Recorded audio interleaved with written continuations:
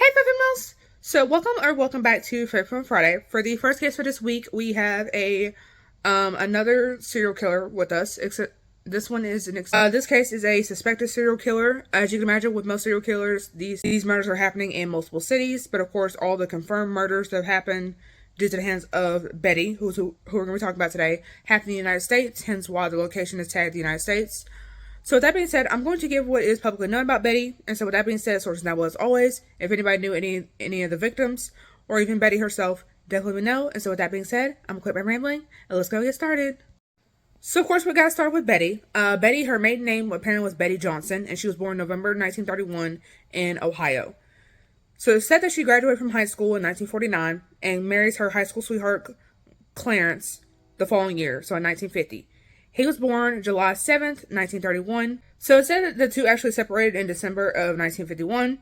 So then she gives birth to their son Gary 3 months later on March 13th, 1952. Clarence would go serve in the Vietnam War, which is like in the mid-60s, and he was in his 30s, so he was old enough to serve. So then Clarence actually winds up getting remarried in 1968. And then, of course, Clarence's story pretty much ends after he is found shot dead by a bullet in the back of the head in 1970. Now, apparently that was never confirmed that was Betty, but that is believed to be her first kill. Hence why I mentioned this. And he was her husband, so. Then Betty moves on and marries a second guy by the name of James Flynn. And then James would, of course, adopt Gary, now that Clarence is now dead. So then does not give a date of birth on James. However, him and Betty would have a daughter together named Peggy. And then it said that James actually froze to death in his truck in New York, which is another suspected death of Betty, but again, never really confirmed.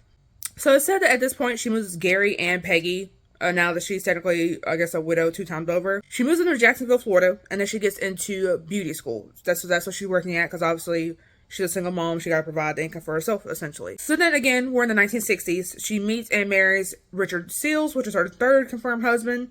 And then essentially he was born July 28th, 1930, and he was a veteran. So on the fateful night of April 18th, 1965, Betty would shoot Richard twice, and then call police basically saying he committed suicide after they had argued. So then the death was somehow ruled a suicide, even though he was shot twice. And then apparently the records from the deaths were apparently destroyed by the police because apparently they genuinely believed it was a suicide. So apparently there's no point in having records if someone kills themselves. So then she goes on to her fourth husband, Thomas Harold Gentry. She meets him in 1967. Apparently he's stationed in Florida. Remember, like I said, they moved to Jacksonville, Florida. So that's probably how they met. They married January 19th, 1968, so less than a year after they met. And then after they get married, they have a daughter together named Kelly. And apparently, as you can imagine, he's a veteran, so he constantly has to move around because of his work with the military.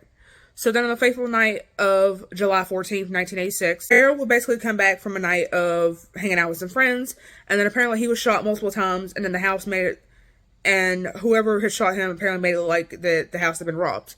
So then, of course, police called Betty because she's his spouse. So she was 3 hours away and had to drive back to identify her husband's body, basically to confirm that was in fact him. And then, like I said, it's believed that she actually hired whoever shot him and was 3 hours away to give herself a fake alibi to show that, hey, I couldn't have been involved because I was so far away. So essentially, now her and the 3 kids that she has, they all moved to Augusta, Georgia, where she starts apparently her own hair salon. Gary would unfortunately commit suicide in 1985.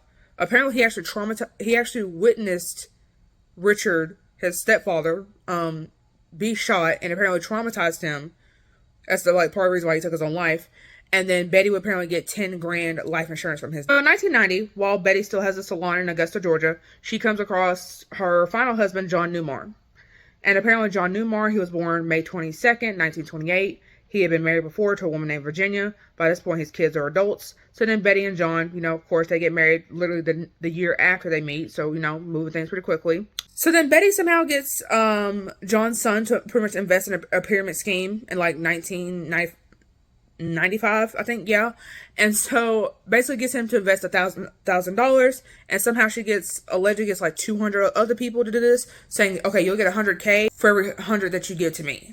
So then apparently the story that she gave them was that a rich European family had apparently died and they had no heir.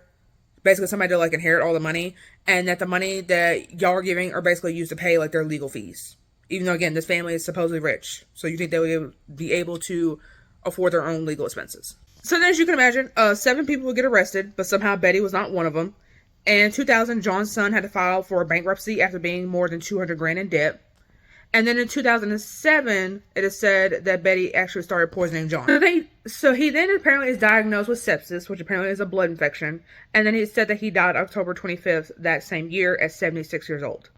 So then Betty, of course, that she poisoned him and don't want an autopsy showing that the poison and she get arrested and everything will go down. She has him cremated pretty quickly. His own son didn't even find out that John was dead until seeing his own father's obituary in the newspaper. So, of course, he goes and confronts Betty like, hey, why didn't we have a funeral? Why couldn't I be there? Why was he cremated? And then Betty apparently claims that's what your daddy wanted. And John's son was like, no, he didn't, because he's Catholic. And for some reason, the Catholics, they don't want to get cremated. We want to be buried, no matter how expensive it is. And apparently, he even had a spot that was already paid for where he was going to be buried next to his original wife, Virginia. Even though they were split, it was already paid for. So, yeah. So, I guess eventually somebody goes to police. It doesn't specify who. But they then focus on the murder of Harold. Because, like I said, he was shot. Basically came home. Made it like a robbery. That murder. And so then they go to old neighbors from that location. And they say, yeah, Betty actually tried to hire us to kill this man. Of course, we said no. But nobody went to the police. And I guess when Harold actually was killed, nobody connected dots and went to the police even then. And so then in 2008, Betty is charged with solicitation of murder. She dies in June of 2011 from cancer before she can even be sentenced. So she died before she can even be sentenced. So, yeah, basically, that's all I have for the case of Betty Neumar. So with that being said, like I said, if anybody knew any of the victims, despite how old this case is, definitely let me know. If anybody knew Betty, definitely let me know. If anybody is related to Betty, because apparently she has 2 surviving kids, definitely let me know. And so with that being said, I cover fatal females 3 times a week. Subscribe for more fatal females. I'll see you guys in the next one.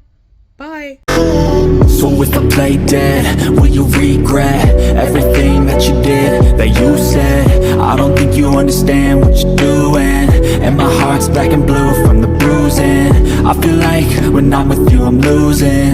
I feel like you think that this amusing, sitting there gaslighting and confusing. Was it me? Is it me? Am I deluded? I'm the one who's always sorry, the conclusion. Even though I offer all of the solutions, I wish you loved me like I love you, it's stupid. When I'm alone with you I never feel lucid. I wish I was